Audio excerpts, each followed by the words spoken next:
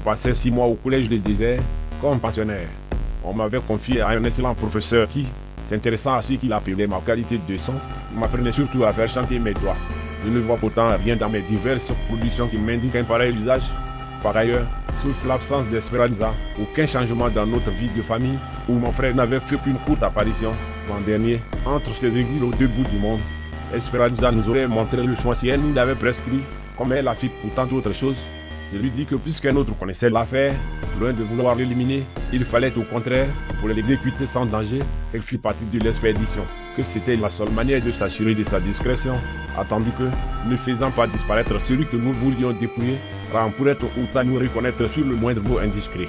Pendant notre patient travail, la fenêtre ouverte laissait entrer le ras du soleil de fin septembre, avec le calmant des entours, et avec aussi quelques-unes de ces quelques abeilles qui ont de tout temps affectionné ce lieu de silence, et qui bourdonnaient très affreux autour de nous. Je me souviens d'avoir lu dans un livre de philosophie que mentir c'est cacher une vérité que l'on doit manifester.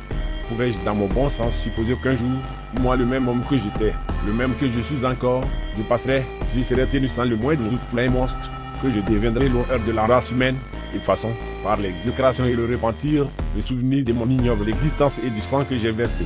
Fiction, vie et souvenirs, vous me direz qu'un homme qui ne vole pas parce qu'il n'ose pas, n'est guère honnête. D'accord. Celui que sa puissance met au-dessus de l'homme doit être au-dessus des faiblesses de l'humanité, sans quoi cet excès de force ne servira qu'à le mettre en effet au-dessus des autres et de ceux qui étaient lui-même s'il fût resté leur égal. Dans les pressentiments qui m'inquiétaient, j'aurais voulu qu'on me fasse de cet asile une prison perpétuelle, qu'on m'eût confiné pour toute ma vie, et qu'en m'ôtant toute puissance et tout espoir d'en sortir, on m'eût interdit toute espèce de communication avec la terre ferme de sorte qu'ignorant tout ce qui se faisait dans le monde, j'en eusse oublié l'existence et qu'on eût oublié la mienne aussi.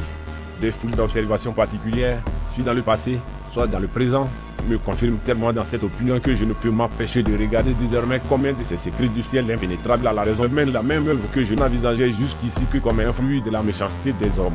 Le ciel où je retrouverai mon âme, certes j'y crois bien encore, mais jugeant que le sol en était jeté et que ça se tirait puisque je l'avais voulu, je n'y pensais plus.